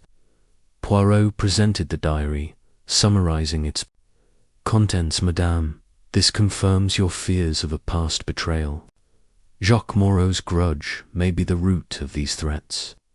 But tell me, what dealings of your husband's did Moreau threaten to expose? Beatrice's fingers tightened, her voice low. Reginald was not always scrupulous. He profited from certain investments. Opium, I believe that he kept hidden, even from me. Moreau knew, and his threats to reveal it forced Reginald to act. I thought it ended with Moreau's departure, but now, Poirot nodded, the diaries weight anew. Cornerstone in his investigation. Mercy, Madame, this is most illuminating. I shall keep this diary safe and continue my inquiries. As evening fell, Poirot sat in his room, the diary open before him. The intruder's escape, Clara's secretive photograph, and Victor's evasions swirled in his mind, but the diary was a breakthrough, a tangible link to the past. He felt a quiet satisfaction, the day's discovery sharpening the mystery's edges. The Blackthorn secrets were surfacing, and Poirot was ready to dive deeper, his little grey cells poised for the next twist in this intricate dance of deception. Chapter 8. The Garden Confrontation. The sun hung low over Blackthorn Manor, painting the gardens in hues of amber and gold, the roses glowing like embers against the gathering dusk. Hercule Poirot stood on the terrace, his immaculate suit a stark contrast to the wild beauty of the grounds. The diary of Reginald Blackthorn, now safely tucked in his valise, had unveiled a sordid past Jacques Moreau's betrayal and Reginald's own questionable dealings. Yet the puzzle remained incomplete. The blood-stained glove, the stolen brooch, the midnight intruder, and Edgar's staged attack all pointed to a present danger. One Poirot was determined to confront head-on. The day had been quiet, the family retreating into their private corners after the diary's revelations. Beatrice had withdrawn to her chambers, citing a headache, while Edgar buried himself in his study, his door firmly shut. Clara flitted about the manor, her cheerful demeanour strained, and Victor, ever elusive, had been seen pacing the stables. Poirot sensed the tension was a prelude to action, and he resolved to force the issue by drawing the family together. He proposed a gathering in the rose garden, ostensibly to discuss the estate's future, but with the true intent of observing their reactions to the diary's secrets. Beatrice agreed, her weariness tempered by a flicker of hope that Poirot's presence might unify her fractious kin. As the family assembled near a marble fountain, its waters glinting in the fading light, Poirot stood at the centre, his small frame commanding attention like a conductor before an orchestra. Madame et messieurs, he began, his voice clear and precise, the threats against your family, the theft of the brooch, the attack on Monsieur Edgar, they are not random acts. They are rooted in the past, in the dealings of Sir Reginald and Jacques Moreau. I have found evidence, a diary that speaks of betrayal and hidden shame. I ask you now, what do you know of this history? Beatrice's face paled, her hands clutching her shawl. Monsieur Poirot, I've told you all I know. Reginald's choices were his own, but they haunt us still. Clara's eyes flashed, her voice sharp as she turned on her mother. That's not enough, Mother. You've kept us in the dark, hiding the truth about Father's dealings. Those letters, the brooch, it's all because of what he did, isn't it? Why won't you tell us everything? Edgar's voice was low, almost a growl. Clara, stop. You're making a spectacle. This is Mother's burden, not yours. Clara whirled on him, her auburn hair catching the light. A spectacle. You faked an attack, Edgar. You're as guilty of hiding things as she is. What are you so afraid of? Poirot watched, his grey eyes darting between them, noting the raw emotion in Clara's outburst and the defensive hunch of Edgar's shoulders. Victor, leaning against a rose-covered trellis, remained silent, his sharp features unreadable, though his fingers toyed nervously with his pocket watch. Before the argument could escalate, a rustle from the nearby hedges drew Poirot's attention. A figure emerged, the groundskeeper, a wiry man named Silas, his face weathered and his hands stained with soil. He hesitated, then stepped forward, addressing Beatrice. Begging your pardon, my lady, but I saw something last night you should know about. It was Mr. Victor, meeting a man by the old oak at the edge of the grounds. Couldn't hear what they said, but the stranger handed him something, a small package. Looked like Victor's head snapped up, his eyes blazing. That's a lie, Silas. I was in the village, as I told Monsieur Poirot. You're mistaken, or worse, you're stirring trouble. Silas stood his ground, his voice steady. I know what I saw, sir. It was you, clear as day, under the moonlight. Beatrice's voice trembled. Victor, is this true? Have you been meeting someone in secret? Victor's laugh was harsh, his hands raised in protest. This is absurd. I'm being framed, just like with that key in my room. Someone's trying to make me the villain here. Poirot's mustache twitched, his mind racing. The groundskeeper's testimony aligned with the midnight intruder and the stranger in the village. But Victor's vehement denial carried a note of fear, not just indignation. Monsieur Victor, Poirot said, his tone measured, if you were in the village, as you claim, why does Silas place you here? And this package, what might it contain? Victor's jaw tightened, his eyes darting to the hedges as if seeking escape. I don't know what he's talking about. I wasn't here. Clara's voice cut through the tension. You're lying. Victor, you've always been slippery, dodging debts and questions. If you're involved with whoever's threatening us, just admit it. The accusation was a spark to kindling. Victor lunged toward Clara, his face flushed, but Edgar stepped. Between them, his gaunt frame surprisingly firm. Enough, both of you, he snapped. This is getting us nowhere. Poirot raised a hand, silencing the fray. Mise Amos, let us not descend into chaos. Monsieur Victor, your denial is noted, but the truth, it has a way of surfacing. Silas, you will show me this oak, si vous plot. Victor's eyes widened, a flicker of panic crossing his face. Without warning, he turned and bolted, his footsteps crunching on the gravel as he disappeared into the maze of hedges. Clara gasped, and Beatrice clutched Edgar's arm, her voice a whisper. What is he doing? Poirot's expression remained serene, though his mind was alight with calculation. Let him go, madame. The flight of a man reveals much, but his return will reveal more. I believe Monsieur Victor will not stray far. Silas led Poirot to the old oak, a gnarled giant at the estate's boundary, its roots twisting into the earth like ancient fingers. The ground beneath was disturbed, as if recently trodden, and Poirot's sharp eyes caught caught a glint in the grasser silver cigarette case. Monogrammed with a J, he lifted it carefully, noting a faint trace of red wax on its edge, matching the seals of the threatening letters. Mon Dieu, Poirot murmured, pocketing the case. Another thread, and it tightens around our elusive Monsieur Victor. Returning to the manor, Poirot chose not to pursue Victor immediately, trusting his instinct that the nephew's panic would drive him back. Instead, he retreated to his room, his notebook open, the cigarette case and Silas's testimony added.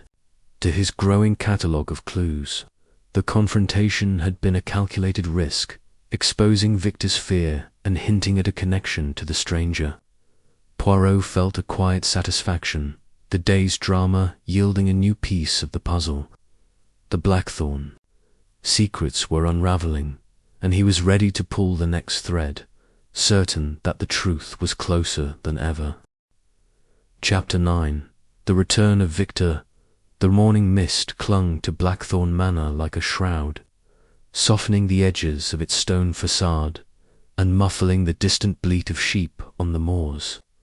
Hercule Poirot stood in the conservatory, his morning tisane steaming in a delicate porcelain cup, his thoughts as sharp as the thorns on the roses outside. The events of the previous day, Victor's flight from the garden confrontation, the silver cigarette case with its telltale red wax, and Silas's testimony had tightened the web of suspicion around the elusive nephew. Yet Poirot knew better than to assume guilt without proof. Victor's panic could be fear of a frame, not an admission of complicity. The family gathered for breakfast, their faces drawn with the strain of recent events. Lady Beatrice, her silver hair pulled into a severe bun, sat with a forced composure, her eyes flickering to the empty chair where Victor usually lounged. Edgar, his bandage replaced by a faint bruise, stirred his coffee with mechanical precision, while Clara, in a muted green dress, toyed with a scone, her usual vivacity subdued. The air was heavy with unspoken questions, and Poirot sensed the moment was ripe for answers. As the meal concluded, a commotion at the front door broke the silence. Victor burst into the dining room, his coat mud-stained, his sharp features haggard but defiant. "I'm back," he declared, his voice hoarse. "And before you start, Poirot, I wasn't running from guilt. I was trying to find answers." Beatrice rose, her hands trembling. "Victor, where have you been? You frightened us all, fleeing like a thief in the night." Victor's laugh was bitter. "A thief, that's rich, Aunt Beatrice. Someone's trying to pin everything on me, the key, the brooch. Now this nonsense about meeting a stranger. I went to the village to prove I'm not the villain here." Poirot's eyes gleamed, his moustache twitching with interest. "And what proof do you bring, Monsieur Victor? Your absence during the intruder's visit and Silas's account do not favor you." Victor reached into his coat and produced a crumpled letter, its edges worn but its wax seal intact, a black thorny crest, like those on the threatening notes. "This was slipped under my door at the Thorned Crown last night," he said, handing it to Poirot. "Read it. It's from someone claiming to be Jacques Moreau, demanding I meet him to settle an old debt. I went to the Oak to see if it was true, but no one showed." Poirot opened the letter, his gloved fingers careful not to smudge the red ink within. "Victor Blackthorn, the sins of your uncle weigh on you. Meet me at the Oak at midnight, or the manor burns." J.M. The handwriting matched the previous threats, but its direct address to Victor was new. Poirot's mind raced. Either Victor was a target, or he was crafting an elaborate alibi. "Most curious," he said, folding the letter. "And you say no one appeared at this meeting?" Victor nodded, his eyes darting to Clara, who watched him with open skepticism. I waited an hour in the cold and fog. Nothing, I swear it, Poirot. Clara's voice was sharp. Convenient, Victor. You vanish, then return with a letter that makes you look like a victim. How do we know you didn't? Write it yourself. Edgar's chair scraped as he stood, his voice low. Clara, enough. You're always so quick to accuse. Maybe Victor's telling the truth for once. Beatrice's hand shot out, silencing them. Monsieur Poirot, what do you make of this? Is my nephew in danger, or is he deceiving us? Poirot's smile was serene, though his mind was a storm of calculation. Madame, the letter is a clue, but its authenticity is uncertain. Monsieur Victor, you claim innocence, yet the cigarette case found at the oak bears the initial J. Explain this, if you please. Victor's face flushed. I don't know anything about a cigarette case. I told you, someone's setting me up. Probably the same person who planted that key in my room. Poirot nodded, filing away Victor's desperation. The letter's arrival suggested the adversary was growing bolder, targeting individuals within the family. But the day brought another twist. As Poirot returned to the library to continue his search, he was drawn to a commotion in the portrait gallery, a long hall lined with ancestral paintings. A housemaid, her face pale, stood before a portrait of Sir Reginald, its canvas slashed. Across the face, the word Moreau scrawled in red paint across the gash. Beatrice, summoned by the maid's cries, gasped, her hand clutching her throat. This is monstrous. Reginald's memory, defaced like this. Poirot examined the damage, noting the paint's fresh, wet sheen and the precision of the cutter's single, deliberate stroke. This is no act of impulse, madame, he said.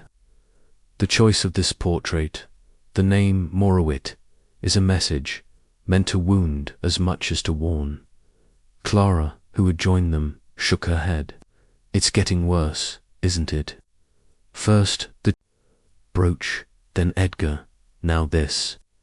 Whoever's doing this wants us to suffer. Edgar's voice was tight. Or they want us to turn on each other. Victor's letter, this vandalism is all designed to sow chaos. Poirot's eyes narrowed, his mind connecting the defaced portrait to the diary's revelations.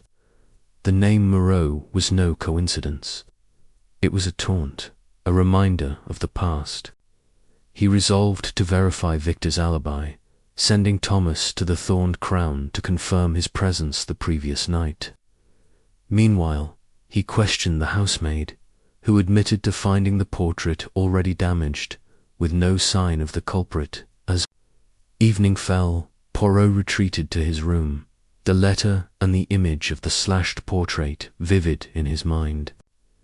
He added them to his notebook, alongside the cigarette case and the green fabric. Victor's return had clarified little, but the letter and the vandalism were new threads, tightening the mysteries we've. Poirot felt a quiet satisfaction. Day had exposed Victor's fear and the adversary's audacity, bringing him closer to the truth. The Blackthorn saga was a chessboard, and Poirot was poised to check the next move. Chapter 10. The French Connection.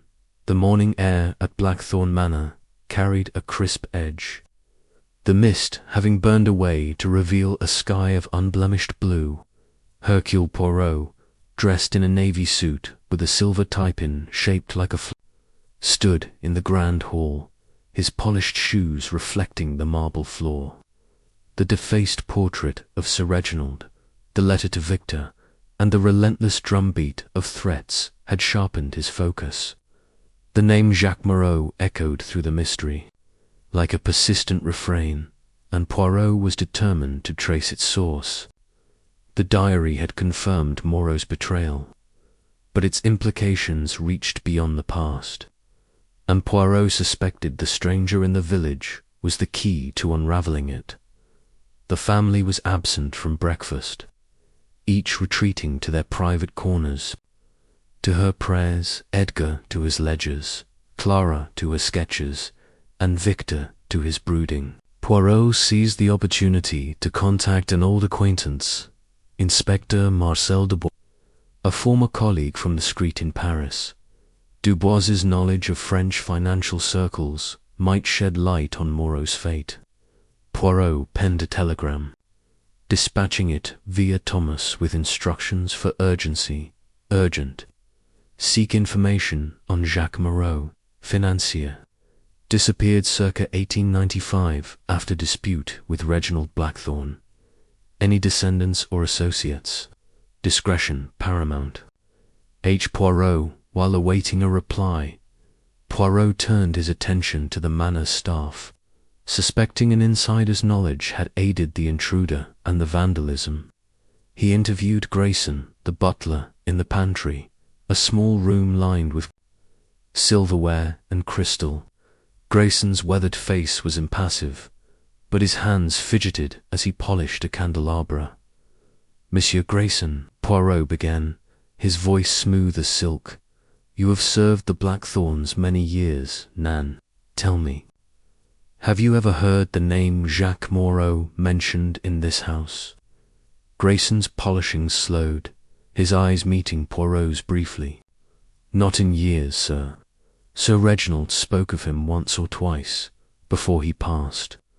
Called him a scoundrel, said he'd ruined good men. But that was long ago." Poirot's moustache twitched. "And recently, no visitors, no letters bearing that name." Grayson shook his head, but Poirot noted a slight tremor in his fingers, a tell, perhaps, of withheld knowledge. "Nothing, sir, just the usual estate business." Leaving the pantry, Poirot's suspicions lingered. Grayson's loyalty to Beatrice was clear, but his unease suggested he knew more than he admitted. The day passed quietly, the manor's routine resuming with a strained normalcy. Poirot spent the afternoon in the library, cross-referencing the diary's entries with estate records, searching for further mentions of Moreau. He found none, but a faded photograph slipped from a ledger, young Reginald with a man matching Agnes.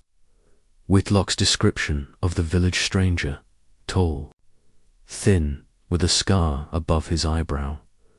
The telegram from Dubois arrived by evening, delivered by a breathless Thomas. Poirot opened it in his room, his grey eyes scanning the concise message. Jacques Moreau, deceased 1900, Marseille. Survived by son, Antoine Moreau, aged 35, known for vengeful streak. Last seen London, 1924, seeking Blackthorne family. Scar on left. Brow, exercise caution. Dubois' pulse quickened. Antoine Moreau, the son of Reginald's betrayed partner, was a living link to the past, his scar matching the stranger's description. The threats, the vandalism, the intruder, all could be his doing, driven by a vendetta against the Blackthorns. But how had he gained such intimate access to the manor? Poirot sought out Clara, finding her in the music room, her fingers idle on the piano keys. The room was bathed in the soft glow of a chandelier, its crystals casting prisms across her pale face. "Mademoiselle Clara," Poirot said, his tone gentle but probing, "I have learned of Antoine Moreau, son of Jacques, a man with reason to hate your family. Have you encountered such a person, perhaps in the village or here?" Clara's hands froze, her eyes widening before she recovered with a shaky laugh. "Antoine Moreau. I don't know anyone by that name, Monsieur Poirot. Why would I?" Poirot's gaze was unwavering. "Because, mademoiselle, I believe you have met him. Your whispered conversation in the library, your secretive photograph, both suggest you know more than you admit. Speak now, and let us end this charade." Clara's composure cracked, her hands trembling as she stood. "You're wrong, monsieur, but, oh, very well. I met a man, yes, in the village, weeks ago. He called himself Antoine, said he was a historian researching the blackthorns. He was charming, asked about father's business. I thought he was harmless, but when the letters started, I feared he was involved. I met him again to warn him off, to protect mother and Edgar." Poirot's eyes narrowed. "And this meeting, where did it occur?" "In the library, 2 nights ago," Clara admitted, her voice barely audible. "He promised to leave us alone. If I gave him some of father's old papers, I refused, and he left. That's all, I swear." Poirot's mind raced. Clara's confession explained her library encounter, but her reluctance to name Antoine earlier suggested fear or complicity. "Mercy, mademoiselle," he said, his tone softening.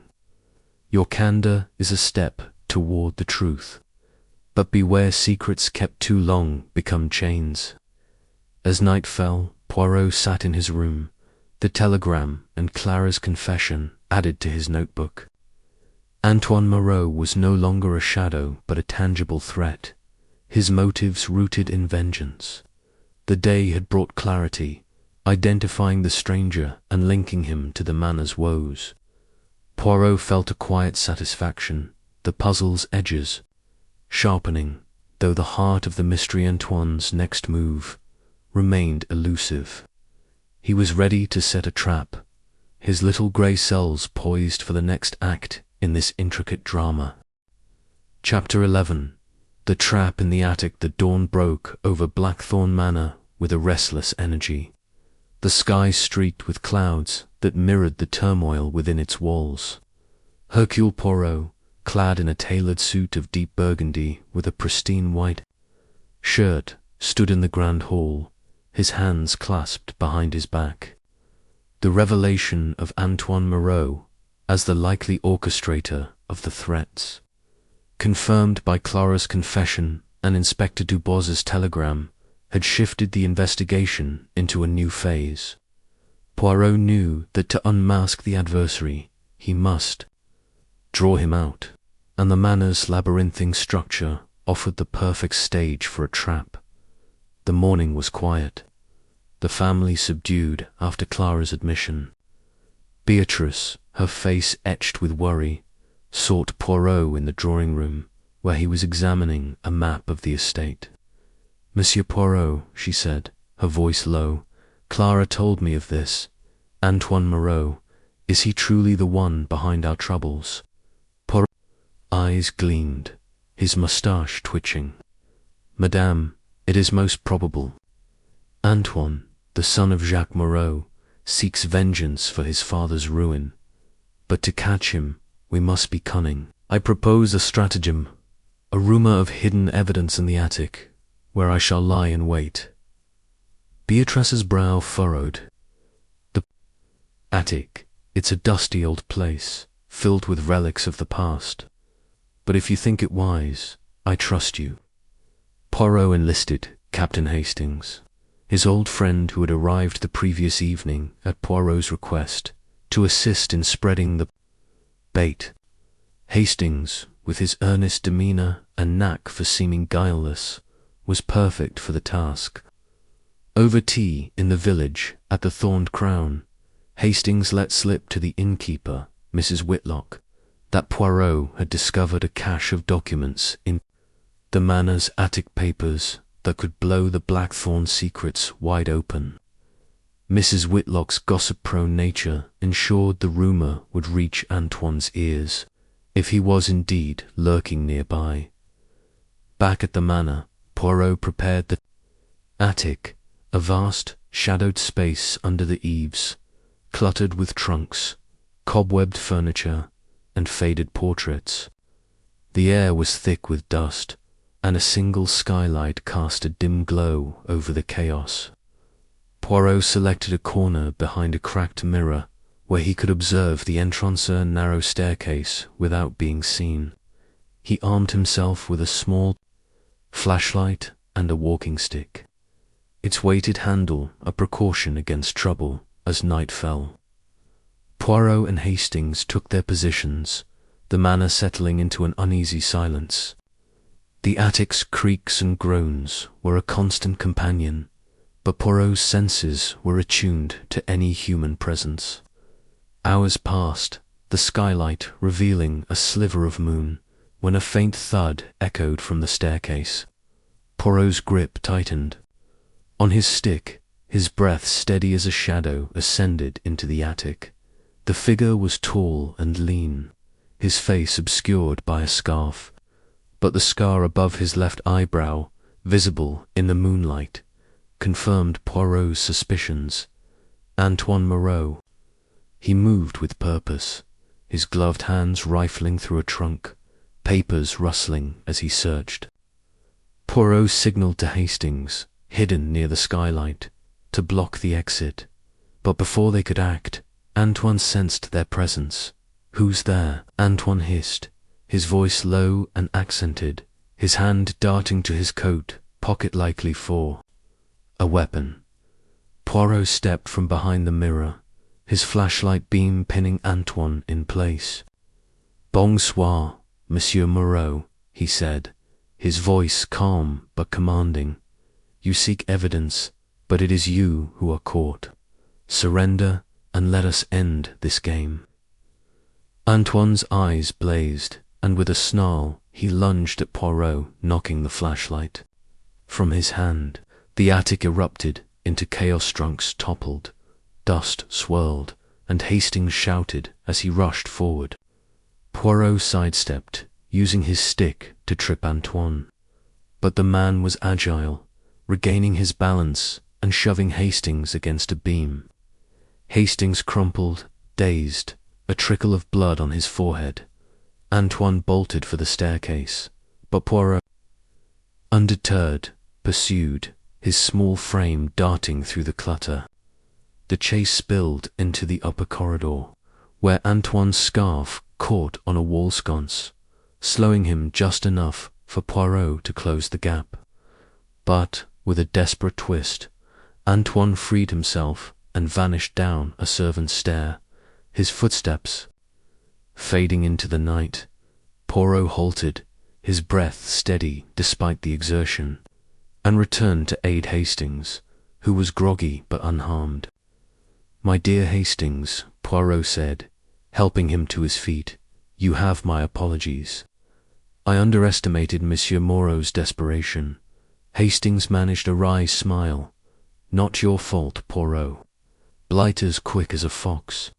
Searching the attic, Poirot found a crumpled paper Antoine had dropped in his haste-coded message, written in a cipher of numbers and symbols. Back in his room, he deciphered it with painstaking care, revealing a chilling plan.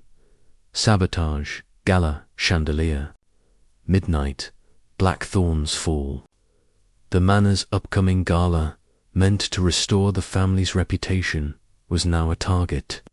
And Poirot knew time was short, the day's events. Antoine's intrusion, the struggle, the coded message, had brought the mystery into sharp relief. Poirot added the cipher to his notebook, alongside the cigarette case, the diary, and Clara's confession. He felt a quiet satisfaction, the trap having confirmed Antoine's identity and intent, though his escape was a setback. The Blackthorn drama was nearing its climax, and Poirot was ready to thwart the next move in this deadly dance. Chapter 12. The sabotaged gala. The evening sky above Blackthorn Manor glowed with a rare clarity, stars pricking through the velvet dusk as preparations for the gala transformed the estate into a vision of elegance. Hercule Poirot, in a tailored black tuxedo with a pristine white bow tie, stood at the edge of the grand ballroom, his keen eyes scanning the flurry of activity. Servants bustled, arranging crystal flutes and garlands of white roses, while a string quartet tuned their instruments, their notes weaving through the air like a delicate thread. The gala, Beatrice's attempt to restore the Blackthorn name. Amid the village's whispers was a glittering facade over a house besieged by secrets. Poirot, clutching the deciphered cipher warning of a chandelier sabotage, knew the night held more than music and merriment. The coded message sabotage, gala chandelier, midnight, Blackthorn's fall, had set. Poirot's mind ablaze.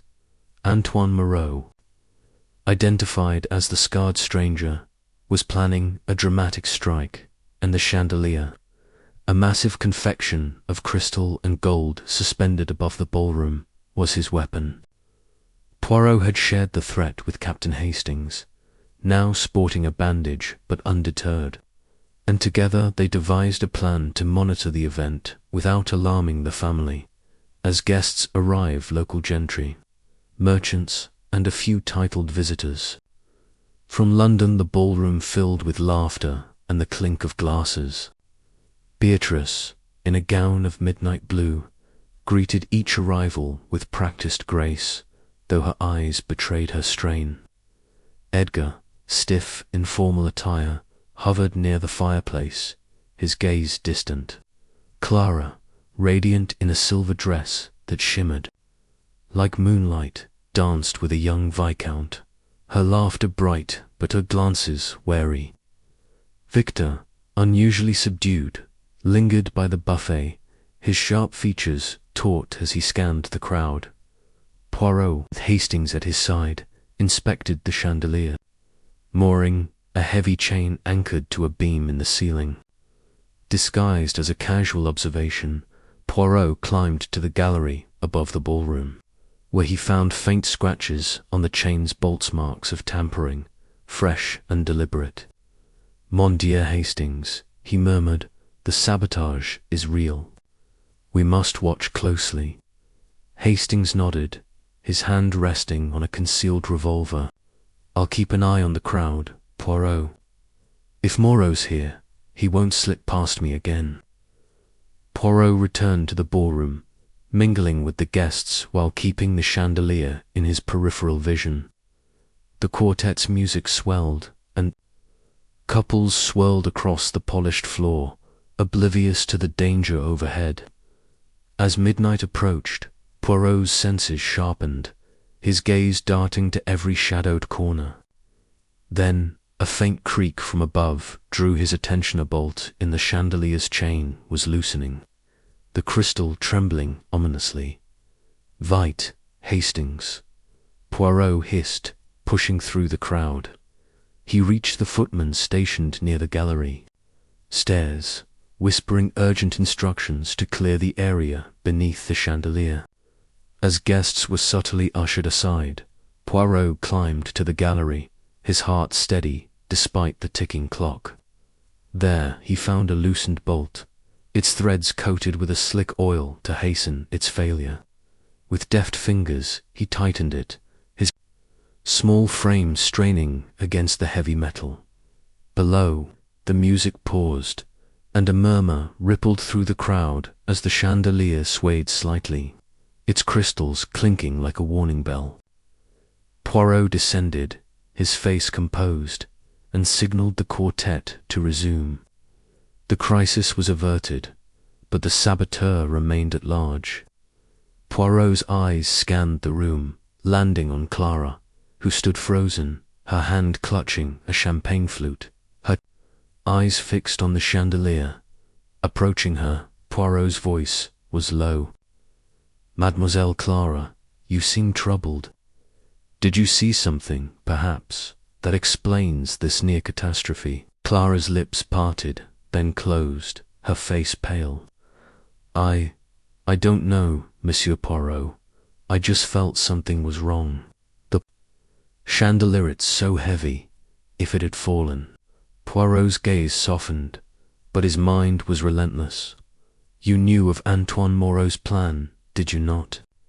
Your meeting with him in the library, was it to protect your family, or to aid him. Clara's eyes filled with tears, her voice breaking. I didn't know about this, I swear. I met Antoine to warn him off, to protect Edgar.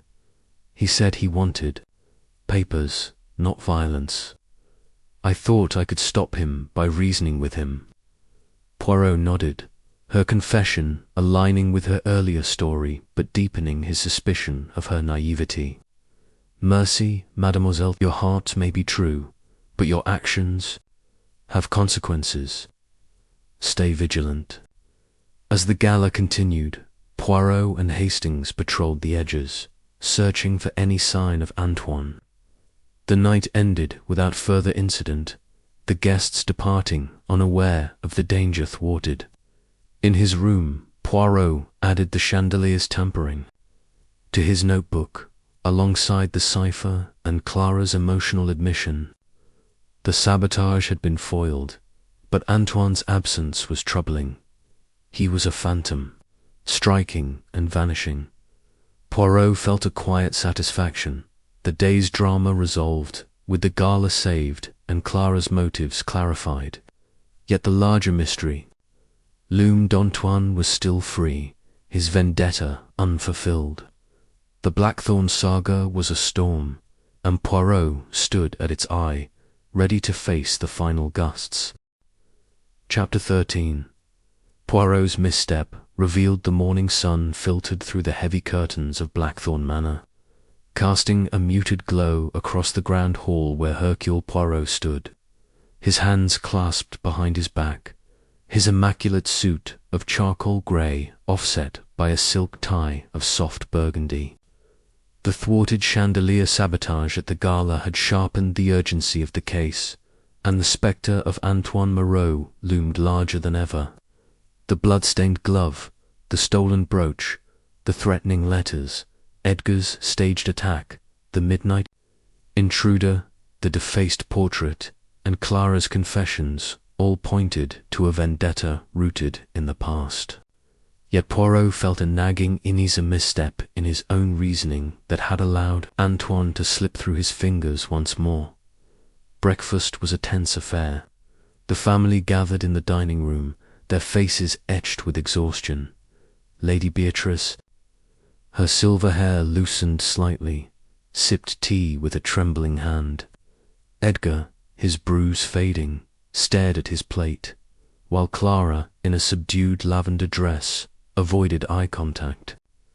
Victor, his sharp features taut, toyed with a spoon, his earlier defiance replaced by a wary silence. Poirot, seated at the table's end, observed them, his grey eyes missing nothing. Madame et messieurs, he began, his voice calm but resonant. Last night's gala was nearly a tragedy. The chandelier was sabotaged, as warned by a cipher I uncovered. Antoine Moreau, son of Jacques, is our adversary, driven by vengeance. But I must confess a misjudgment that has prolonged this affair. Beatrice's cup clattered against its saucer. A mistake, Monsieur Poirot. You've saved us from disaster. What could you have missed? Poirot's moustache twitched, a rare sign of self-reproach. Madame, I assumed Antoine's motive was purely financial, a desire to reclaim his father's lost wealth. The stolen brooch, the threats of debt, they pointed to greed. But the portrait's defacement, the chandelier's sabotage, these are acts of passion, not profit. I failed to see the heart of his vendetta. Not money, but grief. Clara's voice was soft, almost a whisper. Grief, you mean for his father? Poirot nodded, his gaze steady. Oui, mademoiselle. The diary revealed Jacques Moreau's ruin. But further inquiries, my own little grey cells, aided by Inspector Dubois, covered more. Jacques died in poverty, and his wife, Antoine's mother, succumbed to illness shortly after, her care neglected due to their destitution. Antoine blames the Blackthorns, believing Sir Reginald's actions drove his family to ruin and death. Edgar's fist clenched, his voice low. So he wants us to suffer as he did. That's why he's targeting us all. Victor's laugh was sharp. And you thought I was the problem, Clara. Looks like your charming historian is the real threat. Clara's eyes flashed, but before she could retort, a commotion erupted from the lower floors, a shout, followed by the crash of breaking glass. Poirot, Hastings, and the family rushed to the cellar door, where Thomas, the chauffeur, stood panting, his face pale. "It's him, sir," Thomas stammered, pointing to the cellar stairs. "The stranger, I saw him down there, tampering with the wine barrels." Poirot descended the stone steps, Hastings at his side, revolver drawn. The cellar was a maze of oak barrels and dusty bottles, the air cool and damp. In the flickering light of a lantern, Poirot spotted a figure crouched near a barrel, a tool in hand. The scar above his eyebrow confirmed his identity. Antoine Moreau, Arates, Monsieur Moreau. Poirot called, his voice echoing in the stone chamber. "Your game is over." Antoine sprang to his feet, his eyes wild, a small knife glinting in his hand. "You're too late, Poirot," he snarled, his French accent thick with venom. "The Blackthorns will pay, one way or another." Hastings lunged, but Antoine was quicker, hurling a bottle that shattered against the wall, spraying glass and wine. In the chaos, Poirot moved with surprising agility, his walking stick striking Antoine's wrist, forcing him to drop the knife. Hastings tackled him, pinning him to the ground as Thomas and Edgar rushed to assist, binding Antoine's hands with a rope from the cellar. As Antoine was led away, spitting curses, Poirot examined the barrel. A small hole had been drilled, and a faint chemical odor suggested poisoner. Final act of sabotage thwarted. "Mon Dieu," Poirot murmured, "his hatred runs deep, but his plans are ended." In the drawing room, with Antoine secured and the police summoned, Poirot faced the family. "My mistake was to focus on the surface, the theft, the letters, while missing the emotional core of Antoine's actions. His mother's death, not his father's wealth, drove him. I underestimated the power of grief, and for that I apologize." Beatrice's voice was soft. "You've saved us, Monsieur Poirot. No apology is needed." Clara, tears in her eyes, stepped forward. "I should have told you everything sooner. I thought I could handle Antoine, but I only made things worse." Poirot's smile was gentle. "Mademoiselle, the heart seeks to protect, but the mind must guide it. You have learned, and that is enough." The day closed with Antoine in custody, the manor settling into a fragile calm. Poirot added the cellar incident to his notebook, alongside his admission of error. He felt a quiet satisfaction. Antoine's capture resolved the immediate threat. But the final reckoning awaited. The Blackthorn mystery was nearing its end, and Poirot was ready to tie the final knot. Chapter 14. The Final Reckoning.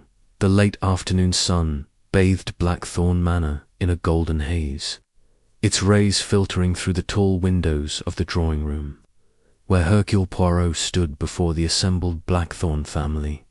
His impeccable black suit, accented by a silver tie-pin, gleamed in the light, a stark contrast to the somber mood. The capture of Antoine Moreau in the cellar had quelled the immediate threat, but the air remained thick with the residue of fear and secrets. The blood-stained glove, the stolen brooch, the threatening letters, Edgar's staged attack, the midnight intruder, the defaced portrait, and the sabotaged chandelier all had led to this moment. Poirot, his grey cells at their peak, was ready to lay bare the truth and close the case. Beatrice sat in a high-backed chair, her hands folded, her silver hair catching the light like a halo. Edgar stood by the fireplace, his gaunt frame rigid, the bruise on his temple a fading reminder of his deception. Clara, in a simple cream dress, perched on a sofa, her eyes red but resolute. Victor, his sharp features softened by relief, leaned against a bookcase, his pocket watch idle for once. Captain Hastings, bandage replaced by a small plaster, stood at Poirot's side, his presence a steady anchor. "Madame et messieurs," Poirot began, his voice clear and resonant. "The drama of Blackthorn Manor has reached its denouement. Antoine Moreau, driven by grief and vengeance, sought to destroy your family, but his plans have been thwarted. Yet, to understand the full truth, we must revisit the journey and my own misstep." Beatrice's voice was soft but firm. "Monsieur Poirot, you've saved us. Whatever mistake you made, it cannot overshadow that." Poirot's moustache twitched, a faint smile beneath it. "Merci, madame, but the mistake was significant. I assumed Antoine's motive was greed, a desire to reclaim his father's loss. Wealth, the stolen brooch, the letters demanding payment, these misled me. It was not until the portrait's defacement and the chandelier's sabotage that I saw the truth. Antoine's heart burned with grief for his mother, whose death he blamed on Sir Reginald's betrayal of his father, Jacques Moreau. Clara's hands twisted in her lap. So it was all about his mother, not the money. "Oui, mademoiselle," Poirot said, his gaze steady. "The diary revealed Jacques' ruin, but my inquiries confirmed his wife's death from neglect, a tragedy. Antoine attributed to your father's actions. The brooch was stolen not for its value, but as a symbol of your family's prosperity, a prosperity Antoine believed was built on his family's suffering." Edgar's voice was low, almost a growl. "And the letters, the threats, were they just to torment us?" Poirot nodded. "In part, Monsieur Edgar. The letters, written in red ink, were a cry of rage, meant to instill fear and division.